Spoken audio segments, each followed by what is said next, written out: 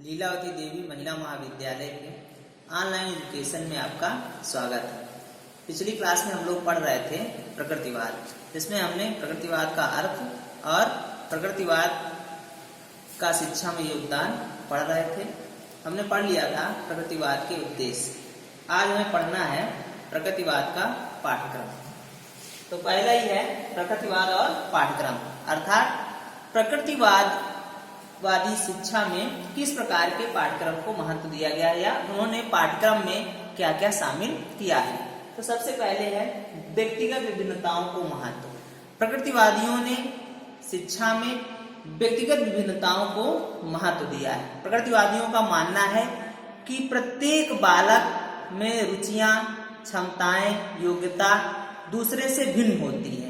ऐसे में उनकी व्यक्तिगत विभिन्नता को ध्यान में रखते हुए शिक्षित किया जाना चाहिए और व्यक्तिगत विभिन्नता के अनुसार इन्हें अध्ययन अध्यापन का कार्य करना चाहिए। दूसरा है क्षमताओं, मूल प्रवृत्तियों एवं रुचियों को महत्व।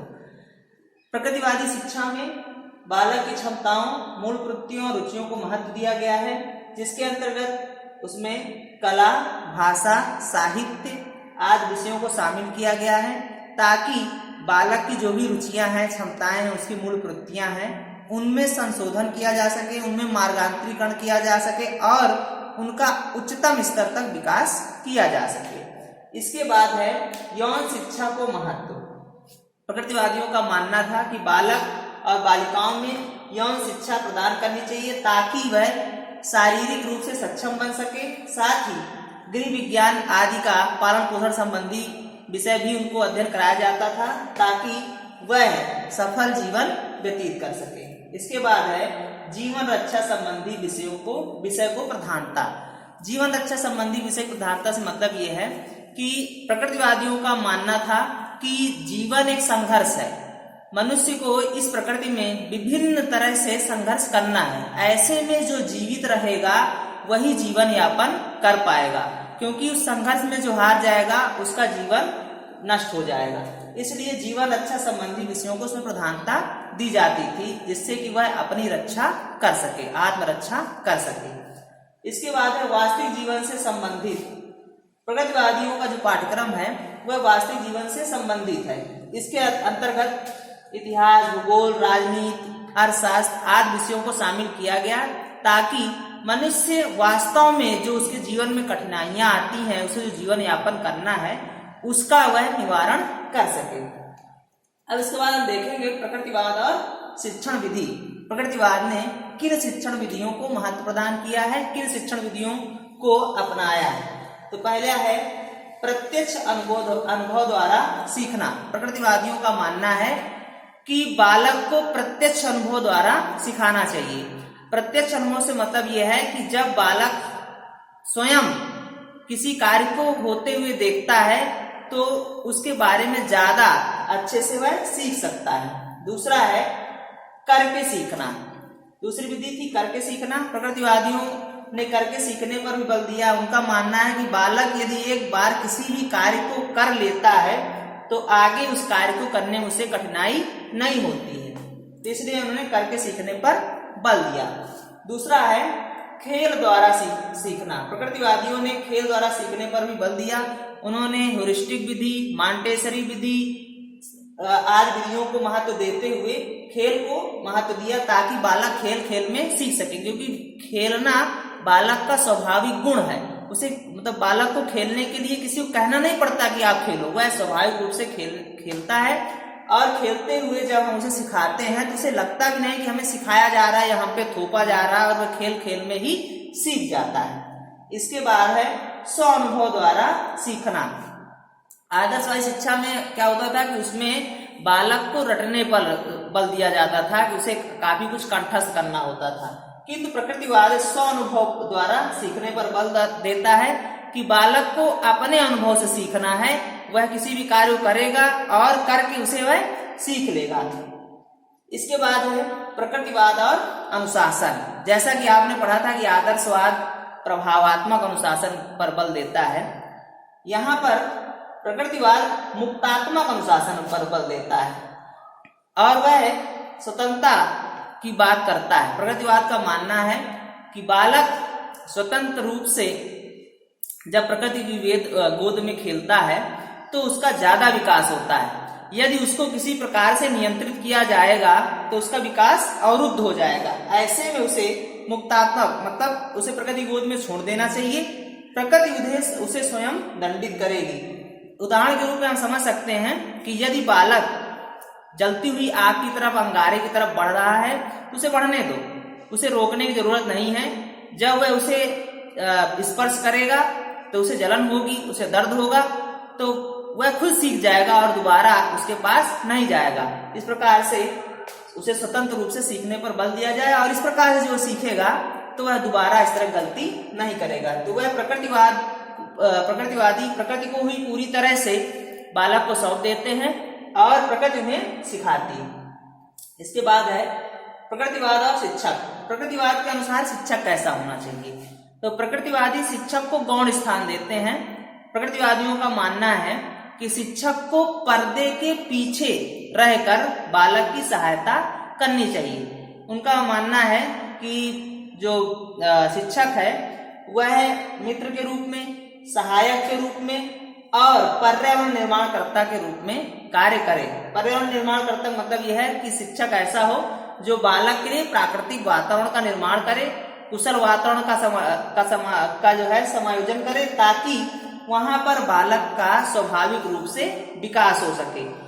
दूसरी चीज प्रकृतिवादियों का यह भी मानना था कि शिक्षक को अपनी इच्छाओं और अपनी रुचियों को बालक पर नहीं थोपना चाहिए, बल्कि बालक को अधिक से अधिक स्वतंत्रता देनी चाहिए ताकि उसका मुक्त रूप से विकास हो सके, स्वतंत्र रूप से विकास हो सके। इसके बाद है प्रकृतिवाद और विद्यालय। प्रकृतिवादियों का मानना है कि विद्यालय एक ऐसे वातावरण में होना चाहिए जहां पर बालक को पूरी तरह से स्वतंत्रता मिल सके, जहां पर पूरी तरह से बालक का सर्वांगीण विकास हो सके। विद्यालय में ऐसा वातावरण न हो जिससे कि उसे किसी प्रकार से बंधन महसूस हो। वहां पर स्वतंत्र रूप से उसे शिक्षा प्राप्त करने के अवसर मिलने चाहिए और अधिक से अधिक वहां पर उसे स्वतंत्रता मिलनी चाहिए। विद्यालय का वातावरण अच्छा होना चाहिए। इसके बाद है प्रकृतिवाद और छात्र। प्रकृतिवादियों ने बालक को अत्यधिक महत्व दिया है। उनका मानना है कि बालक शिक्षा का केंद्र है। बालक की क्षमताओं, योग्यताओं, रुचियों को ध्यान में रखते हुए शिक्षा देनी चाहिए। साथ ही बालक को किसी भी प्रकार के बंधन से बांधने की आवश्यकता नहीं है, उस पर कुछ थोपने की जरूरत नहीं है। उसकी व्यक्तिगत विभिन्नता के अनुसार उसे आगे बढ़ने देना चाहिए। इसके बाद है निषेधात्मक शिक्षा। प्रकृतिवादी शिक्षा की विशेषता है निषेधात्मक शिक्षा। निषेधात्मक शिक्षा का मतलब यह है कि प्रकृतिवादियों ने पुस्तकी ज्ञान पर रोक लगाई थी। उनका कहना था कि जो पुस्तकीय शिक्षा है वह किसी न किसी प्रकार से किसी भी व्यक्ति द्वारा प्रभावित है, वह किसी व्यक्ति के अपने गुण हैं और ऐसे में किसी के दूसरे के गुणों को सीखना या उसके बारे में उसकी नजरिए से देखना ये अच्छा नहीं है। इसलिए वह निषेधात्मक शिक्षा की बात करते थे, मतलब कि वह वास्तविक शिक्षा की बात करते थे, पुस्तकीय ज्ञान का विरोध करते थे। अब हम देखेंगे प्रकृतिवाद के सिद्धांत। तो पहला सिद्धांत है केवल विज्ञान ही ज्ञान देता है। प्रकृतिवादियों का मानना है कि केवल विज्ञान के द्वारा ही ज्ञान प्राप्त होता है।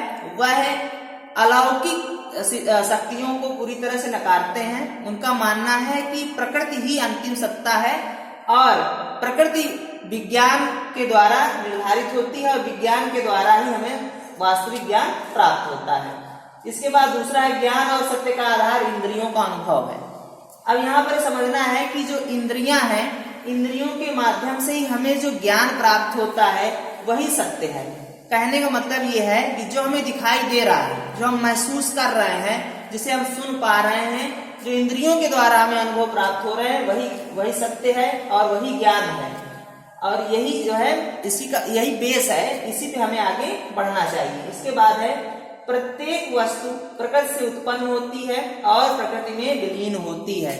प्रकृतिवादी प्रकृति को अंतिम सत्ता मानते हैं, सर्वोच्च सत्ता मानते हैं। इनका मानना है कि प्रत्येक वस्तु का उत्पादन प्रकृति से ही होता है, प्रकृति में ही उसकी उत्पत्ति होती है और उसे एक दिन जाना होता है, क्योंकि प्रकृति सर्वशक्तिमान है और जिस प्रकार से प्रकृति में उत्पत्ति होती है उसी प्रकार एक दिन प्रकृति में आपको मिल जाना है, क्योंकि आप इसी प्रकृति के अंश हैं, इसी से आपका निर्माण हुआ है। जैसे कि शरीर की बात करें तो छित, जल, पावक, गगन, समीर, पंच तत्व से बना शरीर, ये सब प्राकृतिक तत्व हैं, इन्हीं से आपकी उत्पत्ति हुई और इसी में आप एक दिन विलीन हो जाएंगे। उदाहरण के रूप में आप देखते हैं एक पौधा जो मिट्टी से निकलता है, एक दिन गिरता है, सड़ जाता है और उसका एक दिन अस्तित्व खत्म हो जाता है, पता ही नहीं चलता कि यहाँ पर एक पेड़ था या पौधा था। दूसरी अगला लास्ट पॉइंट है इसका, संसार एक बड़ी मशीन है। प्रकृतिवादियों का मानना है कि संसार एक बड़ी मशीन है, यहाँ पर सभी अपना कार्य कर रहे हैं, सभी का कार्य बटा हुआ है, कोई उत्पादन कार्य कर रहा है, कोई उपभोग का कार्य कर रहा है और प्रकृति इसमें सदैव संतुलन बनाती रहती है। जहां पर भी असंतुलन होता है प्रकृति उसे संतुलित कर लेती है, अर्थात वह संतुलित वातावरण का निर्माण करती रहती है एक मशीन की तरह। इसके बाद है प्रकृतिवाद के गुण। तो प्रकृतिवादी गुणों में सबसे पहले देखें बालक की स्वतंत्रता। प्रकृतिवादी बालक की स्वतंत्रता पर अधिक महत्व देते हैं। इनका मानना है कि बालक का जब जन्म होता है तो वह स्वतंत्र रूप से जन्मता है, किंतु मनुष्य उसे बंधनों में बांधता है और उसे गंदा कर देता है। तो यहाँ पर मानना है प्रकृतिवादियों का कि यदि बालक अच्छा जब उसकी उत्पत्ति होती है, जब उसका जन्म होता है तो वह अच्छा होता है और यदि उसे हम स्वतंत्रता प्रदान करेंगे तो वह आगे भी अच्छा ही रहेगा। हम उसे दूषित कर देते हैं अपने बंधनों में बांधकर, इसलिए उसे स्वतंत्रता प्रदान करनी चाहिए। दूसरा है बालक की प्रधानता। प्रकृतिवादी बालक को प्रधानता प्रदान करते हैं, वो बालक को केंद्र मानकर शिक्षा प्रदान करते हैं। इनका मानना है कि बालक को स्वतंत्र रूप से आगे बढ़ने देना चाहिए, प्रकृति गोद में उसे पलने देना चाहिए और प्रकृति एक अच्छे शिक्षक की तरह उसे खुद मार्ग प्रशस्त करेगी और वह अपना अच्छा बुरा उसे सिखाएगी। बालक अपने आप अपने जिस ओर उसे बढ़ना है उस तरफ बढ़ जाएगा। इसके बाद है प्रकृति का महत्व। प्रकृतिवादियों ने प्रकृति को अत्यधिक महत्व दिया है। प्रकृति को इतना महत्व दिया कि उन्होंने नारा तक दिया है कि प्रकृति की ओर लौटो। इनका मानना है कि प्रकृति में वह सब गुण संपन्न है कि वह मनुष्य का सर्वांगीण विकास कर सके। इसके बाद है पुस्तकीय ज्ञान का विरोध। पुस्तकीय ज्ञान का विरोध का मतलब यह है कि प्रकृतिवादियों का मानना था कि जो पुस्तकें हैं वह किसी न किसी प्रकार किसी व्यक्ति के आत्ममंथन या आत्मचिंतन द्वारा लिखी गई हैं, जिसमें उसका नजरिया शामिल होता है। ऐसे में उसे वास्तविक ज्ञान दिया जाए। पुस्तकें समय के साथ पुरानी हो जाती हैं और उनका ज्ञान पूरी तरह से निष्पक्ष नहीं होता है। ऐसे में वह उस ज्ञान का विरोध करते हैं। दूसरा है मनोवैज्ञानिक तथ्यों का महत्व। आप जानते हैं कि जॉन लॉक ने मनोविज्ञान पर महत्व दिया। मनोविज्ञान के जन्मदाता हैं। इन्होंने कहा कि मनुष्य जिस प्रकार जब जन्म होता है तो वह कोरे कागज की तरह होता है, उसका मस्तिष्क कोरे कागज की तरह होता है। हम उसमें जो कुछ भी लिखते हैं वही उभर कर सामने आता है। और तो उनका मानना था कि किसी प्रकार का बालक को दंड नहीं देना चाहिए, नहीं तो उसका विकास नहीं होता है, उसकी इच्छाओं का दमन नहीं करना चाहिए, उसे अधिक से अधिक स्वतंत्रता देनी चाहिए ताकि वह मनोवैज्ञानिक रूप से आगे बढ़ सके। इसके बाद है प्रकृतिवाद के दोष। पहला है अध्यापक को गौण स्थान। प्रकृतिवादियों ने अध्यापक को गौण स्थान दिया है। हमने आपको पहले बता रखा है कि उन्होंने कहा कि शिक्षक को पर्दे के पीछे रहकर जो है सहायता करनी चाहिए। दूसरा है मुक्तात्मक अनुशासन पर बल। तीसरा इसका दोष यह है कि वह मुक्तात्मक अनुशासन पर बल देते थे और कभी मतलब मुक्तात्मक अनुशासन में ऐसा भी हो सकता है कि प्रकृति की गोद में छोड़ देने से यदि मान लीजिए वो पानी में डूब रहा है और हम सोचेंगे कि प्रकृति उसे बचा देगी, तो ऐसा भी हो सकता है कि प्रकृति उसे डुबा भी दे और पानी में डूब भी सकता है। इसके बाद है प्रकृति को अत्यधिक महत्व। इसमें प्रकृति को सर्वशक्तिमान माना गया है, जो कि अच्छा नहीं है। इसके बाद चौथा पॉइंट है आदर्शों व नैतिकता का अभाव। प्रकृतिवाद पहला दोष ये भी है, इसमें आदर्श और नैतिकता का अभाव है, क्योंकि प्रकृति आदर्श और नैतिकता को महत्व नहीं देती। इसके बाद लास्ट पॉइंट है, प्रकृतिवादी पुस्तकीय ज्ञान का विरोध करते हैं। मैंने पहले बताया कि पुस्तकीय ज्ञान को महत्व नहीं देते हैं, वास्तविक ज्ञान को बल देते हैं, किंतु बहुत सारी पुस्तकें ऐसी होती हैं जो हमारी संस्कृति का संरक्षण करती हैं, उसे आगे बढ़ाती हैं। ऐसे में पुस्तकीय ज्ञान का विरोध करना सही नहीं है। तो आज के लिए इतना ही, अगली क्लास में हम लोग पढ़ेंगे प्रयोजनवाद। धन्यवाद।